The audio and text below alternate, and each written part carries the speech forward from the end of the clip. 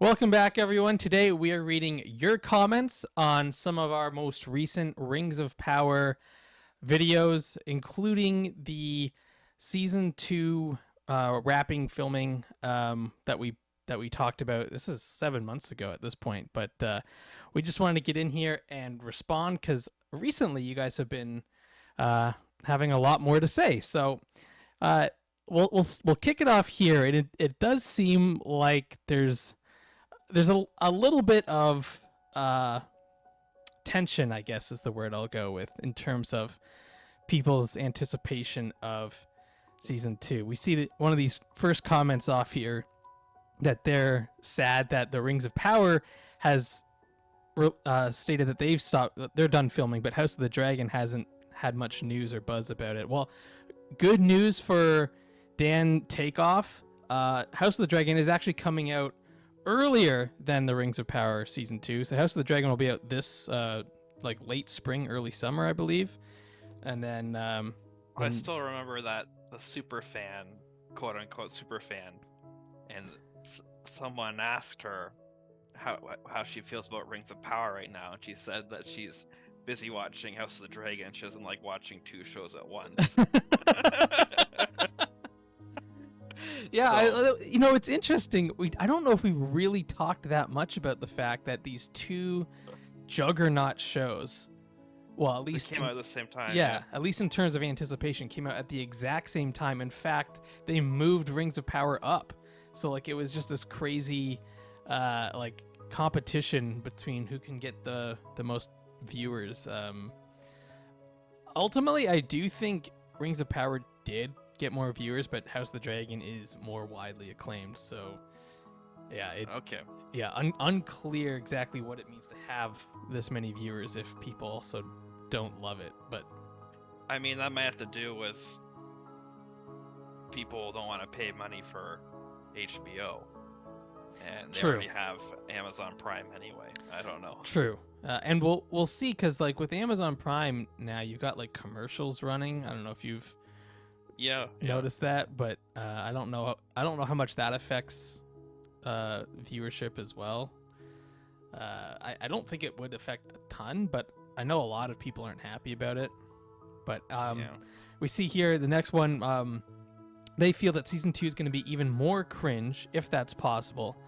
It's going to be absolutely deranged Tolkien wise and literally sick in its writings. It's going to be an epitome of disgust. Yeah, I mean, probably. Well, the it's thing not is, Tolkien. It's definitely not Tolkien. Yeah, at this point, going in, we're going to talk about this more, but going into season 2, I think everyone's mindset is a little bit different than. Tolkien wouldn't have even liked Peter Jackson, though. True. Probably. True. We've talked about that before. Tolkien seems like a bit of a stickler, and I don't think he would be happy with any of them. But I at least think he would have varying degrees of hatred or dislike, and I think he would see some ideas of his coming through in the Jackson one, and some of these animated ones. Some of these animated ones do a better job at sticking true to the original work, even though they don't look as pretty, and so they don't have the viewership. Like, people don't go out of their way to watch these animated ones. It's really the hardcore fans. We got one person here excited. They're saying let's go, and then we also got this guy here asking if AB 1 2 3 4 5 is okay.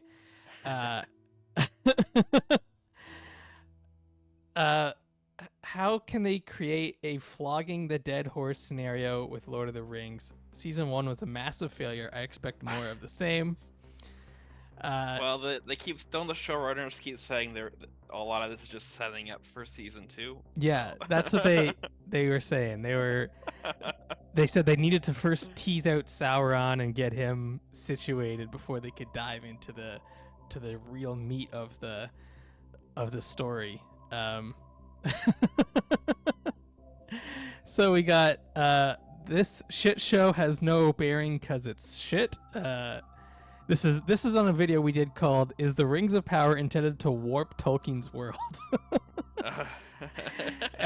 People kind of like that. Yeah, it's warped, all right.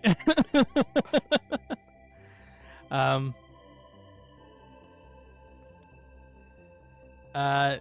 So we talked to this guy before, a long time ago, and I don't know if this is 100% true. I would have to read into these letters, but he is saying that this whole idea of the spelling of dwarves is... Yeah, I remember hearing about the editors trying to correct his spelling. Yeah. And him fighting back. And it's now almost a mythology where it's him saying, "Do you have any idea who I am? I invented language. It's dwarves." Like, people now make it so that he is right by definition on the spelling because he invented these creatures and all this stuff. And so this guy is making it seem like that Tolkien knew that it was not correct and yet wanted to fight about it anyway, just to not be shown to be wrong about something with language. So yeah, it's an interesting one. I'd have to look more into that. This person did not like 1977 animated Hobbit film. You're not the only one. We personally thought it was. I thought it was okay. Like I didn't hate it.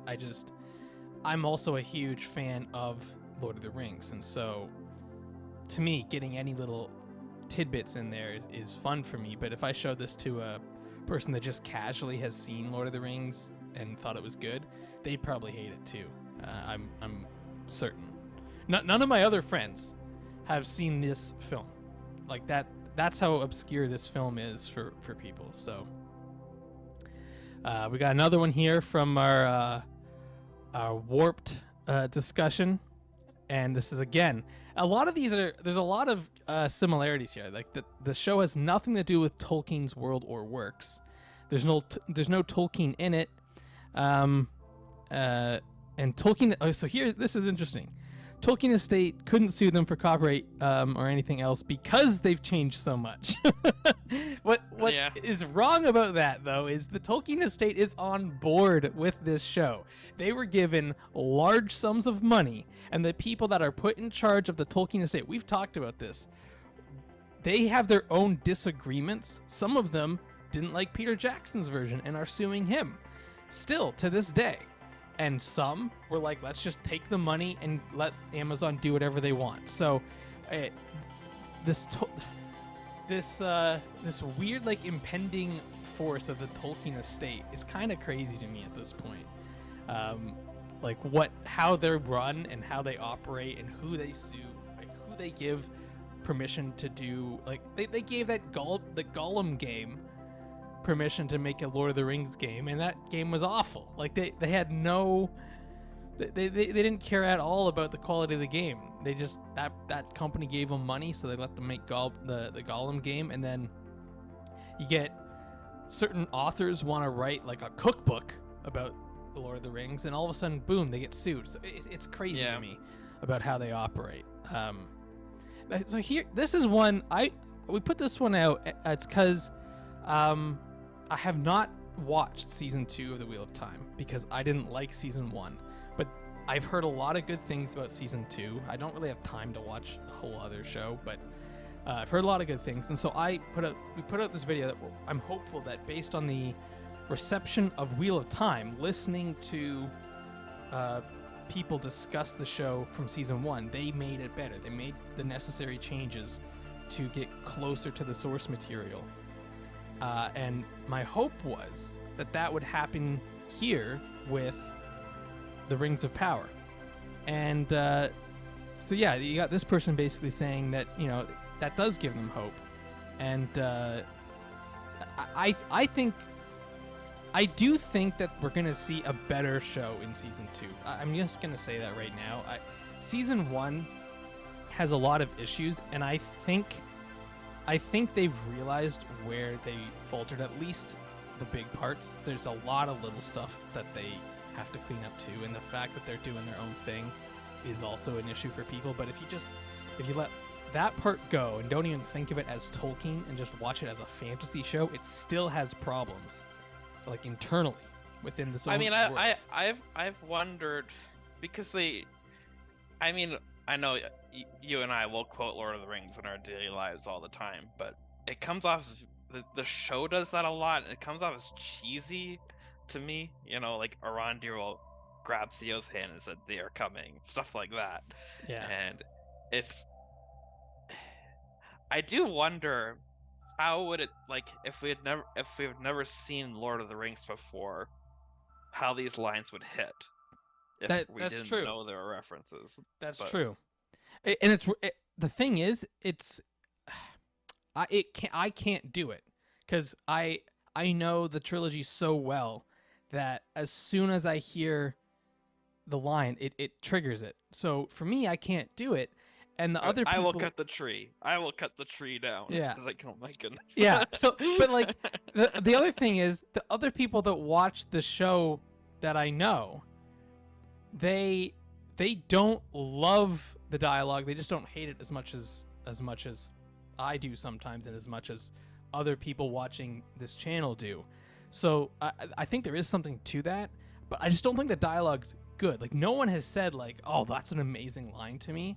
Of all the people I've talked to that aren't Lord of the Rings fans who have told me they watched the show, none of them have commented on in any positive way about the dialogue. So that's my only way of. I mean, we're gonna react to episode 5 and 6 now, or Yeah, in a future video.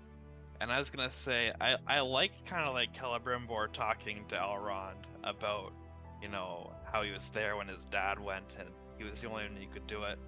I thought I don't know, maybe just the musical overtones, but I thought like, I got a bit of a chill. I thought it was so okay. And I actually have some notes as well, and we'll get to it. That I think they have some okay dialogue, but no one has ever been stunned by the dialogue, at least from people No. I've talked to, in the way that they are when they watch the original trilogy. Like they get chills and stuff from watching the original trilogy and some of the dialogue and some of the speeches being made there. And Well, yeah, some people turned off the first episode before, you know, the epilogue was over, and they never went back. the dialogue right there is a huge turnoff. I'm not gonna lie. Yeah. I would. Okay, like what am I supposed to say here? Do I encourage them to watch the show? I mean, the thing is, like, if the show's not for you, then don't watch it. For me, I'm watching. I know I'm watching a fan fiction at this point, and so I'm able to relax, sit back, and just go with it. It's the way we've Right. talked about this about the Hobbit trilogy versus the Lord of the Rings trilogy. It took me.